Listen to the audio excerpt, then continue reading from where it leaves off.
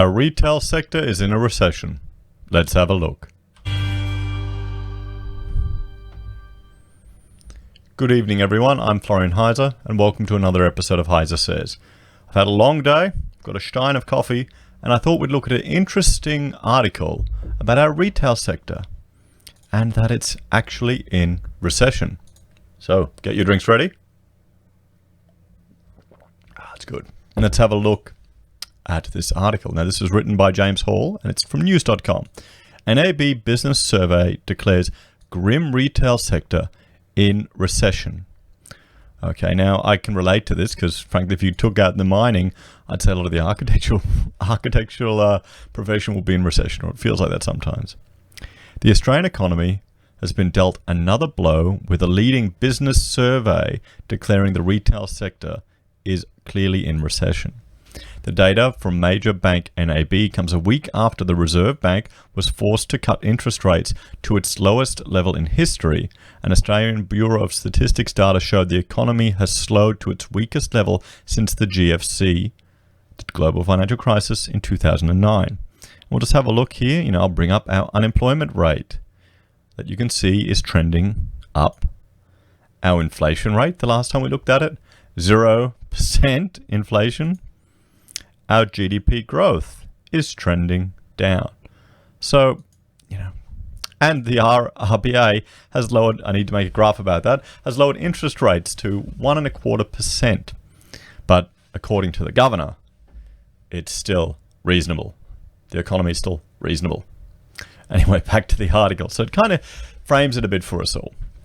The figures released today, the NAB index of business conditions dropped 2 points in May, leaving it well below the long-run average.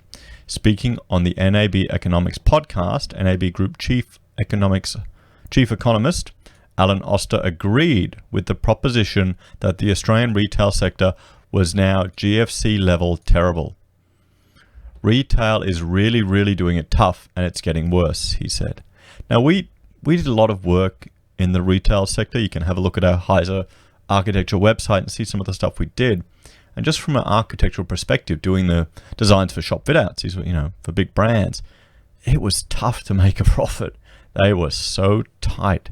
And a lot of these big retail landlords are refurbishing all of their centres. You can see it down at Robina on the Gold Coast and any other Westfield you go to. They're creating like new experience-based shopping. But what do you do when times get tough? You tighten the belt. That's one trick we do, is go shopping once a month. Just by going less means you can spend less. So there's a good tip for everyone to prepare. So retail is really doing it tough, and it's getting worse, he said. The retail sector has been plagued with multiple company closures in the past 2 years, but Mr. Oster said conditions have deteriorated sharply over recent months. While the retail industry has lagged the other sectors for some time, the recent deterioration has seen conditions in the industry fall to levels not seen since the GFC, he said. What does that tell you? What does that tell you just about the state of the economy and the confidence that people have out there if it's falling to that level? People are tightening their belts. Economy slows to its weakest in decade. Ray Morgan unemployment data shows fewer Australians have jobs. Well, there you go. Just what I said. Expect another rate cut by the end of the year, RBA warns. Well, okay, these are all related articles, but it just shows you the whole framing of it. I think the RBA's cuts, the Reserve Bank's cuts to interest rate, does not scream confidence in any part of the economy at all. So this suggests that the consumer remains highly cautious with anything but spending on essentials because of ongoing slow income growth, high debit levels, and possibly some concerns over falling house prices. Mr. Oster did not want to overemphasize the doom and gloom in the sector, but said readings of -27, which we got in retail, is so grim. So -27 being the index they use. Figures showed consumers in Australia were reluctant to spend, and the recently elected Morrison government would need to deliver on its promised tax cuts to stimulate the economy, Mr. Oster said. Now, just getting your opinion, guys. Do you think the tax cuts that are proposed from the Morrison government, some of them we won't get until 2024, I understand. Do you think they will encourage you to increase your spending? Will they give you more confidence for your retail spending? As a business owner, no, not really. Not for me. I'm just hunkering down and want to get rid of all debt as fast as we can. Fast as we can. That's our goal, pretty much. And to finish our house extension or restumping. They're our two big goals. So even if we get a tax cut, you know where that money's going, either off the mortgage or into our foundations. It's not going on retail rubbish that we need. Let me know what you think in the comments. You know, share with everyone what you'll spend your tax cut saving on. So confidence improves, but conditions decline further. Now this is business confidence. You can see here it's just trended up, but business conditions are still going down, and I'd put money that's a result of the election outcome. No one expected a coalition win. Everyone expected we'd be in a socialist dystopia on our way to Venezuelan, Bill Shorten telling us to eat our pets on the television. Maybe I'm being a bit hyperbolic. In contrast, the survey's measure of business confidence rebounded 7 points, taking it just above the average. However, Queensland University of Technology Associate Professor and retail expert Gary Mortimer rejected the claims the sector was clearly in recession, saying such declarations were alarming for businesses. Pointing to the recent release of the ABS retail sales for April, retail sales initially rose 0.2% in April. He told news.com.au. This follows a rise of 0.2% in March and a rise of 0.2% in February. So it's going up. So retail sales are going up. But business confidence is going up, but business conditions are going down. So they're talking about different things. Shoppers spent 27.3 billion in April, up from 26.5 billion in the same time last year. Is that corrected for seasonal differences? I wonder. Food retailing rose 0.4% in April, driven by the discount department store sector, which was up 0.2%. However, footwear and clothing again stagnated, he suggested.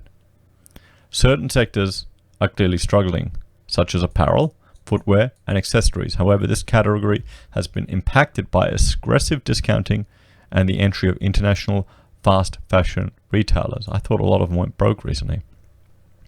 The NAB's survey measurements of trade or sales slipped 5 points, while profitability fell 4 points. Forward orders, what am I doing? I can't talk today more than normal. Forward orders also dropped a point. Forward-looking indicators suggest that the bounce in confidence is likely to be short-lived and that conditions are unlikely to turn around anytime soon, Mr. Oster said. One bright spot was a 3-point bounce in the survey's employment index, which points to some resilience in labour demand after the official jobless rate unexpectedly rose to 5.2% in April. Why is it unexpected? Why are people not expecting a deterioration in the economy, particularly if the US is lifting up? Anyway, the RBA cited the need to push unemployment lower when it cut rates by a quarter points to 1.25 and said it would not be unreasonable to expect further easings ahead. Well, yes, so I'm surprised at how much our economists and bankers are always surprised by these things. It's always unexpected. It's always unknown. What's going to happen? What's going to happen? I mean, again, guys, we just need to be aware of what's going on, what's happening here in Australia. And I'll just bring up, let's have a look at just the Australian complexity of our economy. Okay, this is from the Observatory of Economic Complexity. And I mean, just look at the size of our economy and remember who we're exporting to and how that's going to flow through. So the fact we've got so much that we're exporting to China, 35% up here, Japan, South Korea. So the state of those economies will trickle through to all of ours. That will affect people's employment. That will affect how much they'll spend on retail, just what's said in the news. People on YouTube like me who are talking about these things as well in a very small way. It just all flows through. So guys, let me know what you think. Are you worried? Are you surprised the retail sector is in recession? Do you think it is, or do you think it isn't? I suspect it is.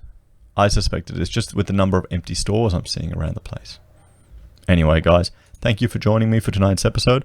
Please like, share, and subscribe. Ding the bell to see my daily updates. And for those of you that have dung the bell, I think 20% of you have for daily updates, but only 14% of you have actually activated it on your phone so you can get every single video I produce. That's a new stat we got from YouTube. It's quite interesting just to see. And for those who have been asking, the reason I'm bald and cleanly shaven is because this was my normal look before I got married, happily lazy, as one does. And I decided to, clean up a bit because it's getting pretty white there. So no, I didn't lose a bet. No, Rachel didn't tell me to do it. So yes. Anyway, guys, thanks for joining me.